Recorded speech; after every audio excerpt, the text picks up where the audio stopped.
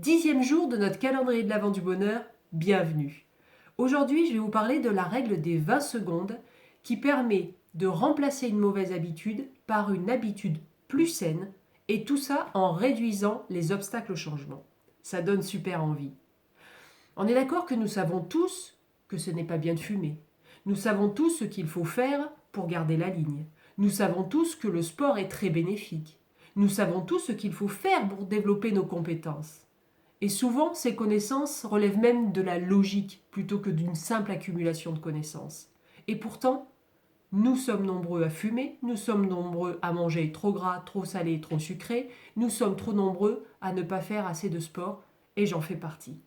La connaissance n'est pas suffisante pour avoir une vie heureuse. Il faut agir. James est un des premiers psychologues à faire des expériences.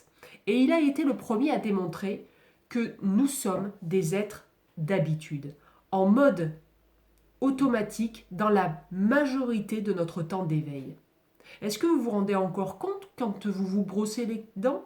Est-ce que vous faites attention à votre trajet que vous faites aller et retour tous les jours pour aller au boulot? Non, nous sommes en mode automatique, en mode d'auto-hypnose. Et en fait, on peut utiliser ce fonctionnement d'action par habitude pour notre propre compte. Et on va l'utiliser ici pour changer une habitude néfaste pour en mettre une habitude qui va nous faire du bien. Et cela se fait grâce à la capacité de notre cerveau qu'on appelle la plasticité cérébrale, c'est-à-dire sa capacité à se transformer si on fait ce qu'il faut pour cela.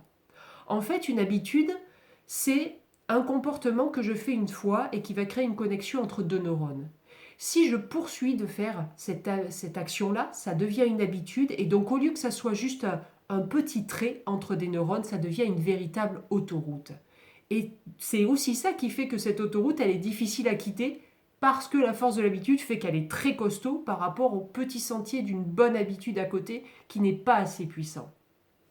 On a donc le pouvoir de créer de nouvelles habitudes par la répétition, jour après jour, que ce soit un comportement, une pensée, une action.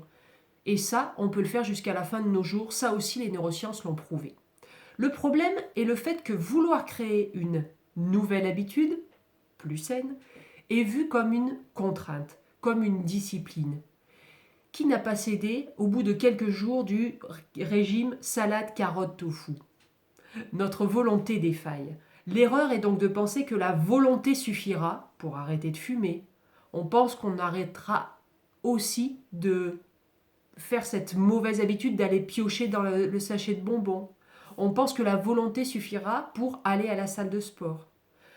Malheureusement, ça n'est pas comme ça que ça marche. Plusieurs expériences ont démontré que plus on utilise la volonté, plus elle s'affaiblit. Il a été démontré qu'arrêter une mauvaise habitude nécessite de la remplacer par une autre. Et pour mettre en place une bonne habitude, il faut se faciliter la mise en action. Et c'est là qu'intervient la règle des 20 secondes. Il faut réussir à mettre 20 secondes entre soi et la mauvaise habitude. Il a été calculé par d'autres psychologues qu'on pouvait récupérer ainsi en moyenne 3 heures de vie active par jour. C'est énorme. Alors un exemple. Vous souhaitez apprendre la guitare, alors évitez d'avoir à la sortir du placard. Mettez-la au plus près de vous, sur votre passage. Ainsi, il faudra moins d'énergie et moins d'efforts pour prendre l'instrument et en jouer que pour l'éviter. Vous regardez trop la télé? Alors enlevez les piles de la télécommande et mettez la télécommande dans un tiroir dans lequel vous ne mettez pas des choses que vous voyez tous les jours. Vous mangez des bonbons, des gâteaux dès que vous vous ennuyez ou dès que vous avez un creux, rendez l'accès aux bonbons difficile. Au bout de quelques jours, vous perdrez l'habitude de vouloir allumer la télé en arrivant et vous saisirez beaucoup plus facilement le livre à côté de vous. Il y a aussi de grandes chances que cela impulse le désir de faire d'autres choses puisque vous allez vous dégager une quantité de temps non négligeable. Moins il faut d'énergie pour démarrer une habitude positive, plus il est probable qu'elle s'ancrera. Je répète, moins il nous faut d'énergie pour démarrer une habitude positive, plus il il est probable que vous l'implanterez dans votre vie. Et plus il vous faut d'énergie pour réaliser une mauvaise habitude, plus elle perdra de force et moins vous aurez envie de la réaliser. En fait, il faut se faciliter la vie à soi-même. Alors, quelle bonne habitude souhaitez-vous mettre dans votre vie? À la place de quelle mauvaise habitude?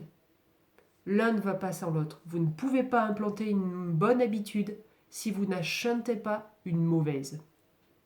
Qu'allez-vous faire pour faciliter la réalisation de la bonne habitude?